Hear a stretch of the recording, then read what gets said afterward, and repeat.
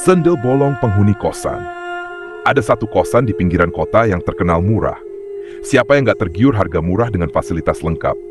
Tapi ada satu hal yang bikin orang mikir dua kali buat tinggal di sana. Katanya ada penunggu. Sundel bolong tepatnya. Semua berawal dari Rani, anak baru yang baru pindah ke kosan itu. Awalnya sih dia nggak tahu soal cerita-cerita aneh. Waktu pertama kali datang, kosannya kelihatan biasa aja. Bangunannya tua, tapi masih layak dihuni. Mbak Sri, pemilik kosan, juga ramah banget. Kamar kamu di pojok, lantai 2, Dek, kata Mbak Sri sambil senyum. Nggak ada yang aneh. Malam pertama Rani tidur di kosan itu, semuanya baik-baik aja. Dia capek habis pindahan, jadi langsung tidur pulas. Tapi malam kedua mulai ada yang nggak beres. Sekitar tengah malam, Rani dengar suara kayak ada yang nangis di luar kamarnya. Suaranya lirih, bikin merinding. Awalnya dia mikir itu suara anak kos lain. Mungkin lagi ada masalah, tapi makin lama, makin jelas kalau suara itu bukan suara biasa. Rasanya aneh. Nggak mungkin ada yang nangis jam segini, pikir Rani sambil tarik selimut. Esok harinya, Rani coba cerita ke teman kosnya Dini. Dini cuma ketawa kecil, tapi ekspresinya agak berubah. Oh, udah mulai denger ya? Biasa tuh yang nangis tuh si Mbak Sundel bolong. Rani bengong. Maksud lo? Dini langsung cerita kalau beberapa tahun lalu ada cewek yang tinggal di kamar Rani. Cewek itu katanya hamil, tapi diputusin pacarnya. Saking stresnya, dia bunuh diri di kamar itu. Dan sejak itu, arwahnya nggak tenang. Tiap malam dia muncul dengan kondisi yang nggak wajar. Sundel bolong katanya. Serem banget, Din, lo serius? Rani mulai denger sendiri kan, gue juga pernah ngalamin waktu awal pindah. Tapi sekarang gue udah biasa, jawab Dini santai. Malam berikutnya, Rani mulai ngerasa makin aneh. Kamar kosnya yang biasanya hangat, tiba-tiba jadi dingin banget. Angin malam berhembus dari jendela meski jendelanya tertutup rapat. Dan suara tangisan itu kembali terdengar. Kali ini lebih jelas. Rani langsung bangun dan coba lihat keluar jendela, tapi nggak ada siapa-siapa. Saat itulah pintu kamar Rani berderit pelan. Pintu itu perlahan terbuka sendiri. Di balik pintu muncul sosok perempuan dengan rambut panjang terurai memakai gaun putih yang sudah kotor. Yang bikin Rani hampir pingsan, ada lubang besar di punggung perempuan itu. Lubang menganga seperti bekas luka besar. Rani membeku, nggak bisa bergerak. Perempuan itu menoleh pelan, wajahnya pucat dengan senyum aneh di bibirnya. Bantuin aku, katanya dengan suara serak.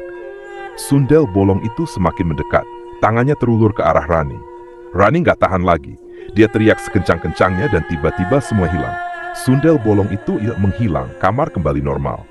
Tapi sejak malam itu, Rani nggak berani lagi tidur sendirian di kosannya.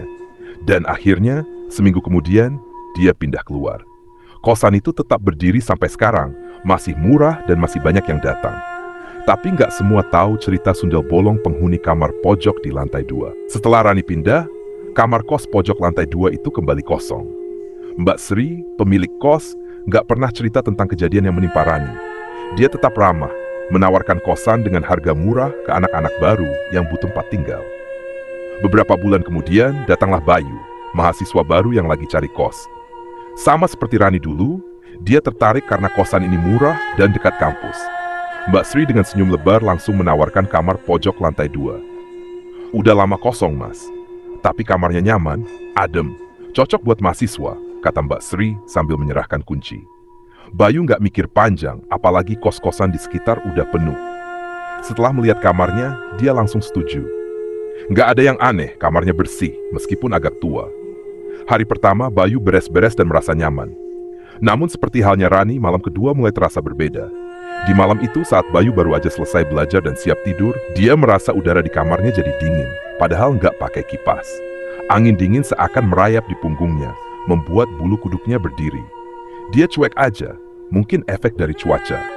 Tapi sekitar jam 2 pagi dia mulai dengar suara aneh. Suara isak tangis perempuan, lirih tapi jelas seperti berasal dari dalam kamar. Bayu berusaha berpikir positif. Mungkin suara dari kamar sebelah. Dia coba tidur lagi, tapi suara itu semakin kencang, makin mendekat. Suara tangisan perempuan diselingi dengan suara langkah kaki pelan. Bayu mulai merasa ada yang gak beres. Dia bangun dari tempat tidur, menajamkan telinga, lalu tiba-tiba, pintu kamarnya berderit. Perlahan, pintu terbuka sendiri, meski Bayu yakin sebelumnya sudah dikunci rapat. Di balik pintu muncul sosok perempuan dengan rambut panjang terurai dan gaun putih lusuh. Wajahnya tertutup rambut, tapi ada sesuatu yang langsung bikin Bayu merinding. Di punggung perempuan itu ada lubang besar yang menganga. Bayu langsung ingat cerita horor yang sering dia dengar di kampus tentang sundel bolong. Perempuan itu berjalan pelan, mendekati Bayu yang kini kaku berdiri di tempat.